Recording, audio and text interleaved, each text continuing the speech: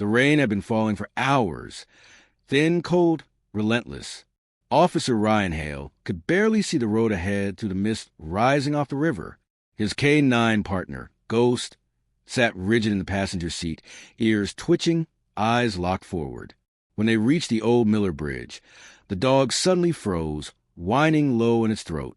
Ryan slowed, the wipers thudding in rhythm with his pulse. Then Ghost did something he'd never done before. He refused to move. Seconds later, from the darkness beneath the bridge, a scream tore through the rain, and everything Ryan thought he knew began to unravel. Rain hissed against the windshield, blurring the world into streaks of gray and white. Officer Ryan Hale leaned forward, squinting through the downpour. The high beams cut through the mist just enough to reveal the silhouette of the Miller Bridge, its wooden frame blackened by years of storms and neglect. He'd crossed it 100 times before, but tonight it looked wrong. Ghost's low growl broke the silence inside the cruiser. The Belgian Malinois was tense, hackles raised, eyes fixed ahead. Ryan slowed. "Easy, boy," he muttered. "Probably just a raccoon." But Ghost didn't relax. His nose pressed against the glass, breath fogging the window as the wipers swept in rhythmic panic. The dispatcher's voice crackled through the radio. "Unit 12, we got another 10 to 57 reported near Miller Bridge. Same as last week. Caller says someone was screaming." Ryan grabbed the mic. "Copy that. I'm already here." Static swallowed her reply. He pulled the cruiser onto the muddy shoulder and stepped out. The night swallowed him whole. The sound of the rain on the bridge, the cold sting of air that carried the smell of pine, and something faintly metallic blood, maybe. Ghost jumped out, his paws landing with a splash. He moved ahead, ears twitching, nose working. The bridge loomed ahead, its wooden planks glistening, slick and warped. Beneath it, the Miller River roared like a restless animal. Ryan scanned with his flashlight. "Sheriff's office," he called. "Anyone out here?" No answer, only the steady thrum of water and wind. Then Ghost stopped, right in the middle of the bridge. Every muscle in the dog's body went rigid, tail low, head tilted, listening. Ryan frowned. "What is it?" Ghost whimpered once, then sat down, staring straight ahead. Ryan followed his gaze and saw it. At the far end of the bridge, half hidden by the mist, something hung from a railing. A piece of cloth, fluttering like a flag. He raised his light. A red scarf. It dangled over the edge, tangled in splintered wood. The rain had darkened it, but the color was unmistakable, deep crimson. Ryan's stomach tightened. He'd seen that scarf before. 2 weeks ago, during the missing person case that had gone cold. Lena Morrows, 26, local waitress, disappeared after her shift at the diner. No signs of struggle, no leads, just her car abandoned near the bridge. Ryan had led the search until the sheriff shut it down. Too expensive. No evidence. No hope. But here it was, Lena's scarf, swaying in the wind. He walked slowly toward it, the old boards creaking beneath his boots. Ghost followed, growling low. The beam of his flashlight swept across the railing and caught something else. Handprints. Dark, smeared wet on the wood. He touched one. The rain hadn't washed them away. Too fresh. "Jesus," he whispered. Then the scream came again. A raw, ragged sound from beneath the bridge, not distant this time, but close. Ryan's pulse slammed at his ears. He dropped to one knee, angled his light through the gaps in the boards. Below, the river churned. Branches, debris, shadows. Then movement. A flash of pale skin. A hand, reaching up from the darkness. Fingers clawing at the air. "Hold on," he shouted. "I see you." Ghost barked, lunging toward the edge, almost dragging Ryan with him. He grabbed the dog's harness, leaned over and saw her, a woman clinging to a rotting support beam just above the waterline.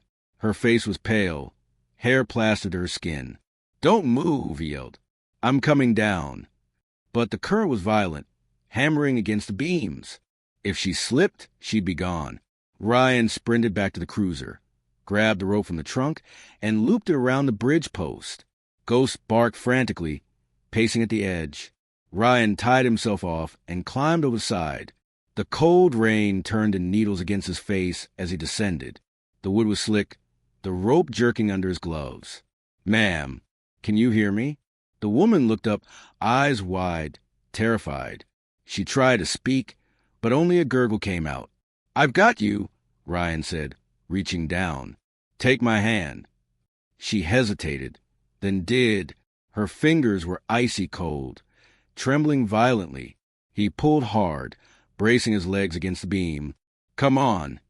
The moment their hands locked, the beam beneath her snapped. She screamed as the water swallowed her. "No!" Ryan lunged, plunging his arm into the icy current, grabbing nothing but darkness. Ghosts barked above, pacing, whining. Ryan's flashlight slipped and vanished into the water, the beam flickering before dying out completely. For a second, the world went silent, just the rush of water and the thudding of his own heart. Then something hit his boot. A hand. Her hand. He reached down again. This time, she was holding something. A camera. Small, waterproof, half broken, but still recording. The red light blinked through the rain. Ryan froze. The woman was gone. Only the camera remained, bobbing in the current. He climbed back up, soaked, shivering, staring at the device in his hand. Ghost pressed against his leg, whining softly. "What the hell happened here?" he whispered. He turned the camera over. The lens was cracked, but intact enough to show the faint outline of a face, his own reflection, distorted in the wet glass. Then, as if the night wasn't already heavy enough, the camera blinked.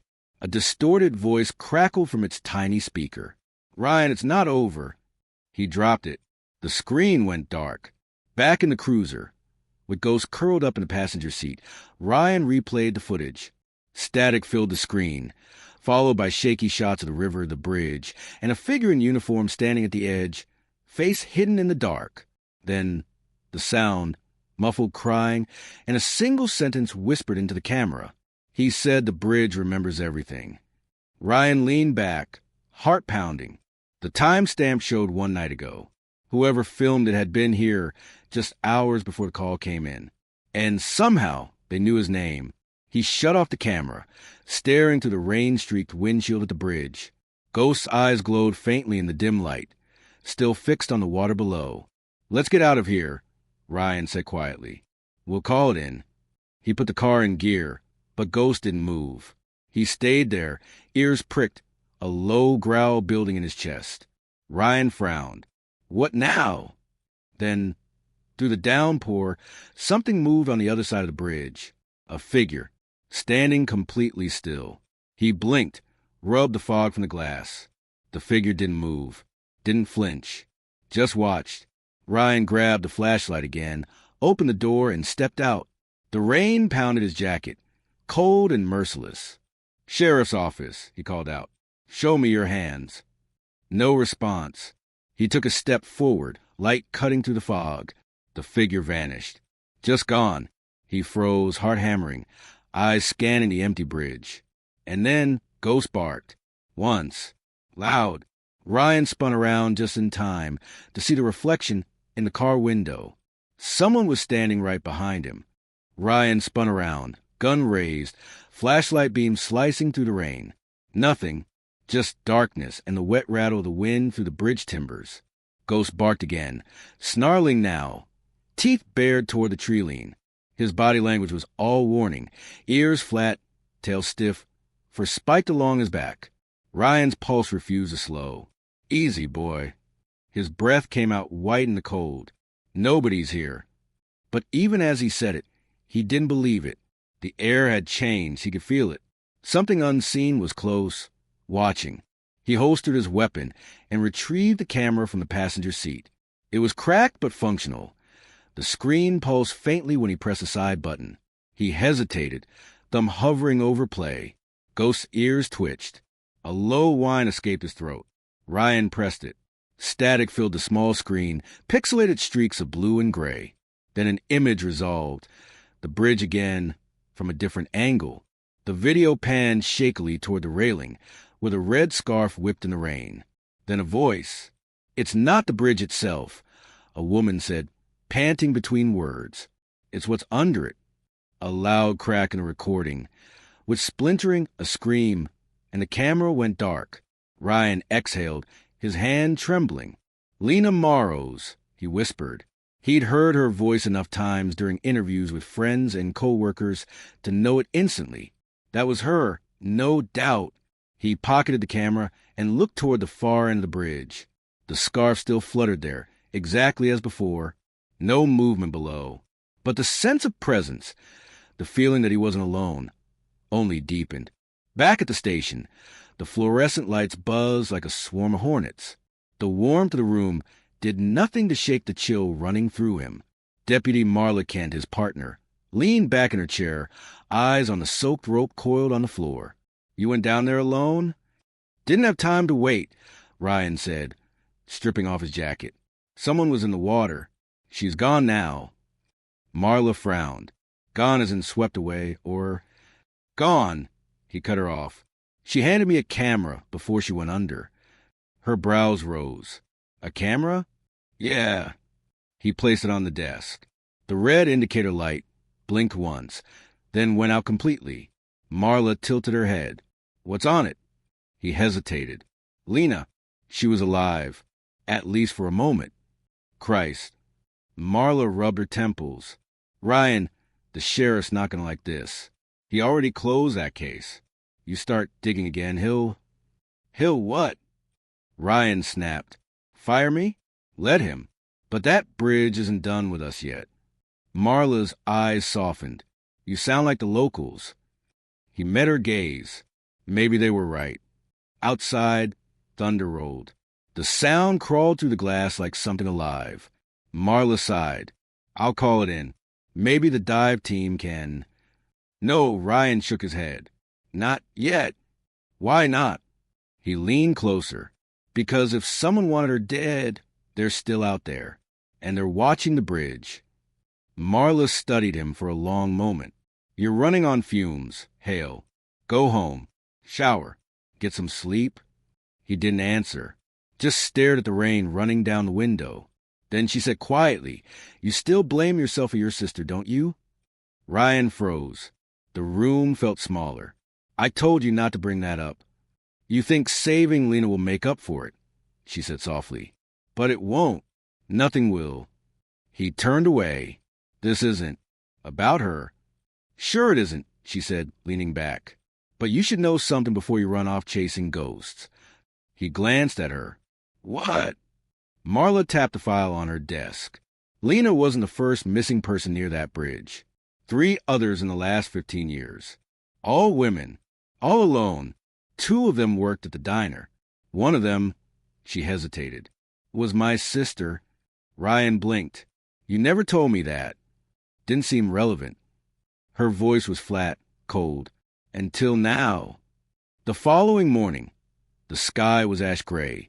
The rain turned to fog that clung to the trees like smoke. Ryan parked near the bridge again. Ghost at his side.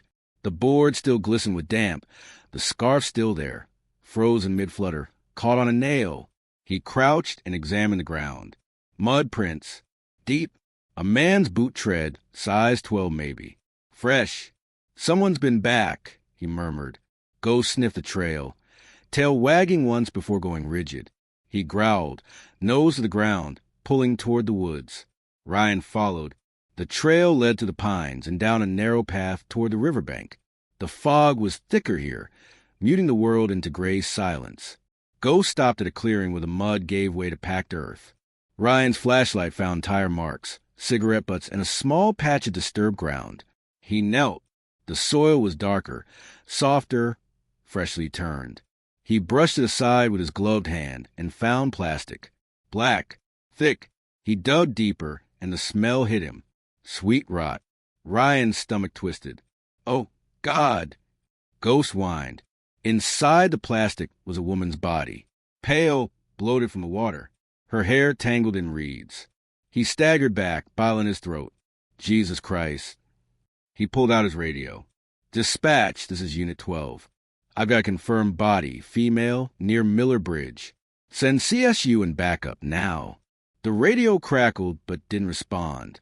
Just static. He tried again. "Dispatch, do you copy?" Nothing. Then, faintly through the static, a voice whispered. He said the bridge remembers everything. Ryan froze. That same phrase. Same voice.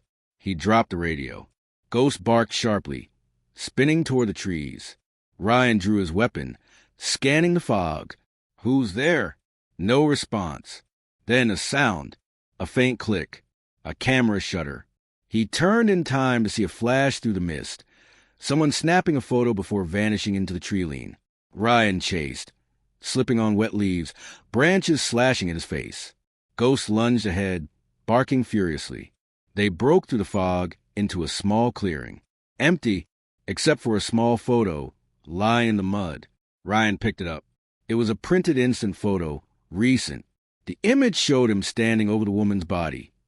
Only he hadn't taken that photo. No one had been near him. Ghost whimpered, ears flat. Ryan pocketed the photo, pulse thundering. He looked back toward the bridge, barely visible through the mist. Someone was playing a game with him, and they were always one step ahead. That night, Ryan sat in his kitchen, staring at the photo under a lamp. The edges were still damp. The timestamp at the bottom read, 3:17 a.m. That was 15 minutes before he found the body. How the hell? He whispered. Ghost paced restlessly near the door. The dog had been uneasy ever since the bridge, growling at nothing, refusing to sleep. Ryan's phone buzzed. Unknown number. He hesitated, then answered.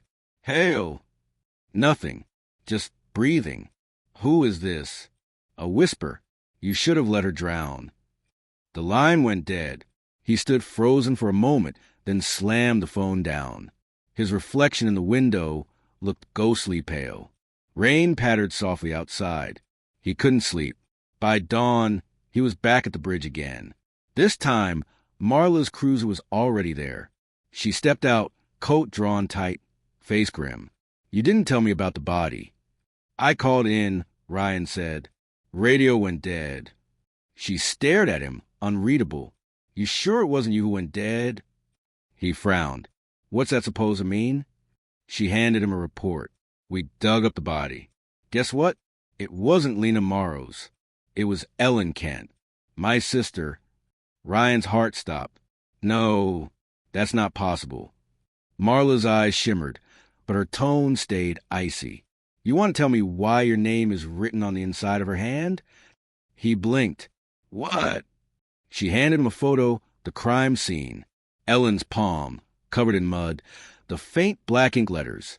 Ryan, help me. Ryan staggered back. I swear to God I didn't. Marla's gun was already drawn. Save it. Marla, listen. Someone's setting us up. Maybe. Her voice cracked. Or maybe the bridge finally chose you. What the hell does that mean? She took a slow step closer, gun trembling. My sister disappeared after she called you that night. Remember? Said she was scared? Said she needed to talk? You never answered. Ryan's throat went dry. I was already at the scene. I didn't. But she wasn't listening anymore. Her eyes were glassy, tears mixing with the rain. You let her die. She squeezed the trigger. Ghost barked, lunging into her arm as a shot went off. The bullet tore past Ryan's shoulder. He hit the ground hard, rolling to the edge of the bridge. The gun skittered away. Marla, stop, he shouted. She aimed again, shaking. You don't deserve to. A scream cut her off. Not Ryan's. From below. Raw, terrified, echoing up through the rain. They both froze. Then came another sound, a groan with bending, as if something beneath the bridge was moving. Ghost whimpered, backing away. Ryan pushed to his feet, bleeding, his gaze fixed on the planks beneath him. Do you hear that? Marla swallowed. What the hell? The boards cracked open between them. A pale hand shot up through the gap, slick with river mud, grabbing her ankle. Marla screamed. Ryan lunged forward. Hold on. He grabbed her wrist as she fell to her knees, the bridge shuddering. The water below roared. Something was pulling her down. Her face twisted in terror. Ryan! I've got you, he shouted, straining. Ghost barked wildly, claws scraping the wood. Don't let go. Marla's other hand clutched the railing, nails splintering the wood. Her eyes locked on his. You can't save me twice, she said. What? Then she let go. Ryan screamed her name as she vanished into the river below. The rain drowned everything. He knelt there for what felt like hours, Ghost pressed against his leg, trembling. When he finally stood, the bridge was silent again. No sound of water, no wind, nothing. The scarf was gone. Only one thing remained, pinned to the railing by a rusted nail, a photo fluttering in the breeze. Ryan took it. This time, it showed Marla standing on the bridge, looking straight at the camera, expression calm, almost peaceful. The timestamp read 10:32 a.m. Ryan checked his watch. 10:32 a.m. Right now. The world felt hollow after Marla's scream faded into the rain. Ryan knelt at the edge of the bridge, numb, drenched, his own blood mixing with the river water. Ghost stood beside him, whining softly, head pressed against his shoulder. The bridge beneath him creaked as if breathing, boards shifting under some unseen weight. He looked down into the water. No sign of her. No red. No bubbles. Just the dark current folding into itself like a mouth swallowing what it wanted.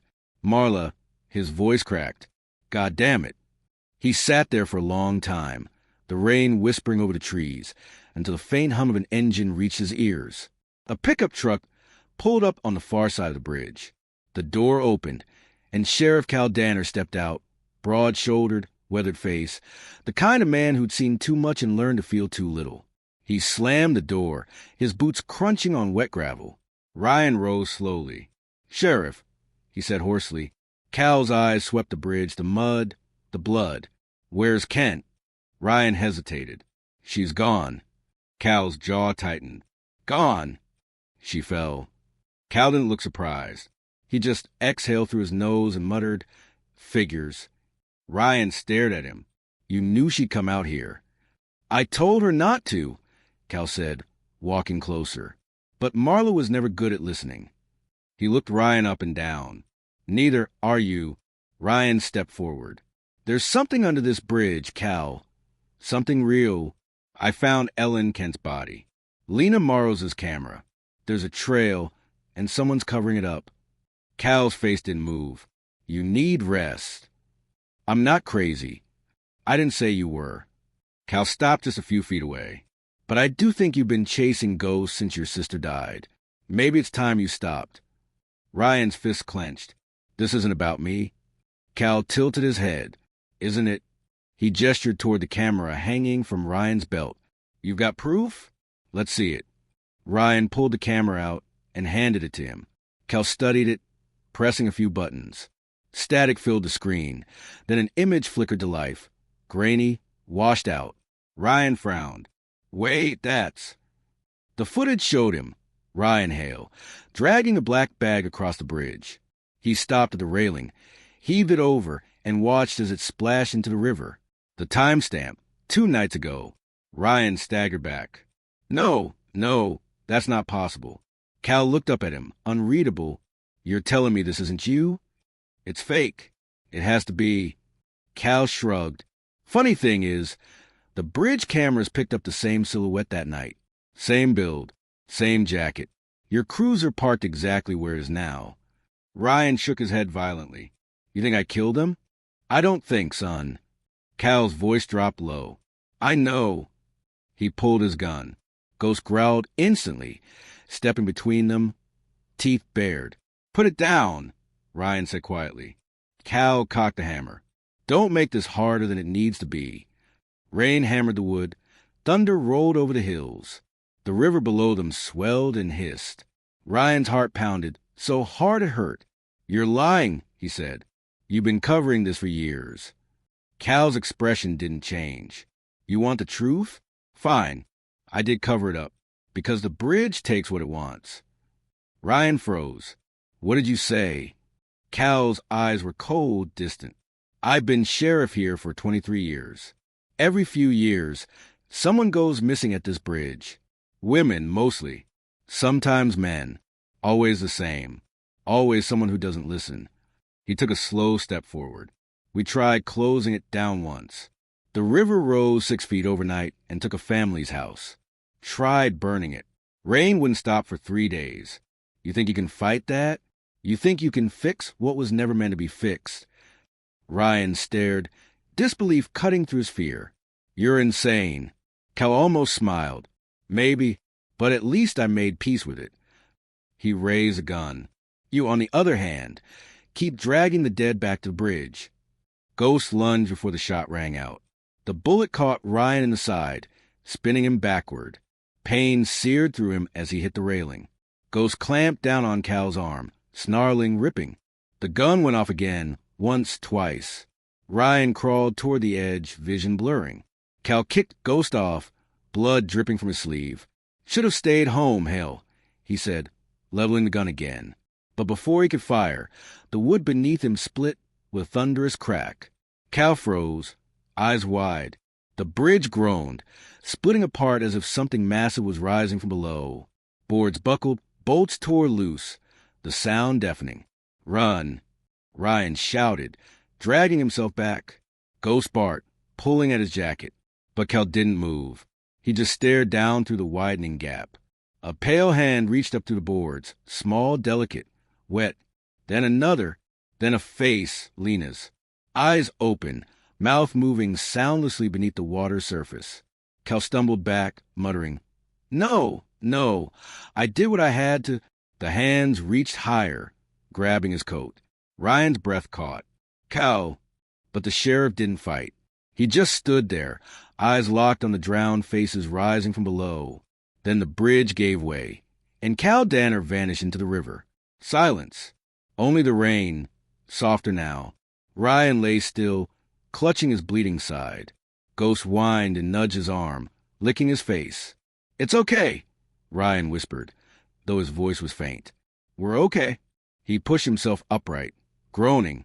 The bridge was nearly gone. Half it collapsed, the rest sagging dangerously toward the water. The scarf was gone again, the railing empty. But on the one remaining beam, something glinted. The camera. He reached for it, wincing as pain ripped through his ribs. Ghost stood guard, ears twitching, watching the river as if expecting it to rise again. Ryan turned the camera on. For a moment, static. Then footage. It showed him, just moments ago, kneeling where he was now, blood soaking his shirt. Ghost beside him. Behind him, the broken bridge. He frowned. What the... The footage suddenly shifted, and the image panned left toward the tree lean. A figure was standing there, watching. Ryan zoomed in. The figure was dressed in a soaked sheriff's jacket, face half obscured by mist. Cal, still, expressionless, eyes black. Then the camera cut to black. By nightfall, rescue teams had found nothing. No sign of Marla. No sign of Cal. No sign of Lena. Just the shattered remains of the bridge. And Ryan Hale sitting beside his cruiser, wrapped in a blanket, Ghost at his feet, staring at the dark water. Officer Hale? The deputy asked gently. You okay? Ryan didn't answer. His gaze was locked on the bridge, or what was left of it. The wind carried the smell of river rot and wet pine. The deputy crouched beside him. They say the bridge will be closed for good this time. County sending demolition crews next week. Ryan nodded absently. Yeah. Ghost shifted, pressing closer. The deputy hesitated, then said, You know, there's talk in town. Folks saying that bridge is cursed. That it? Ryan's look stopped him. Calm. Hollow. It's not cursed, he said quietly. It remembers. A week later, Ryan returned one last time. The fog had lifted, leaving the valley eerily quiet. The demolition crew had already fenced off the area. He slipped through the barrier, Ghost trotting at his side. Where the bridge once stood, only the foundation remained, jagged pieces of timber and the slow churn of the river. Ryan took something from his jacket pocket, the broken camera. He crouched at the edge and turned it on. The screen flickered. For a heartbeat, his own reflection stared back at him. Then, faintly, another image appeared. Lena, standing on the bridge, rain falling behind her. Her lips moved soundlessly. Ryan raised the volume. A whisper emerged. "It remembers everything, Ryan, including you." He froze. The screen glitched, and for one split second, the image changed. Not Lena, Marla. She was smiling. Then the camera died, and the screen went dark for good. Ryan stared at it, breathing hard. The river flowed quietly below, indifferent. Ghost pressed against his leg. He knelt, ruffling the dog's fur. "We're done here," he said softly. They turned to leave, but as he walked away, the wind shifted. Behind him, deep beneath the water, a voice whispered, faint, fragile, carried by the current. "Ryan." He stopped. Looked back. The surface of the river rippled, briefly forming the shape of a face before vanishing again. Ryan stood still for a long time, then finally turned away. Ghost barked once, low and uncertain. "Come on, partner," Ryan murmured. "Let's go home." He walked into the fog until both man and dog were swallowed by it, leaving the broken bridge behind. Quiet now, but never truly still.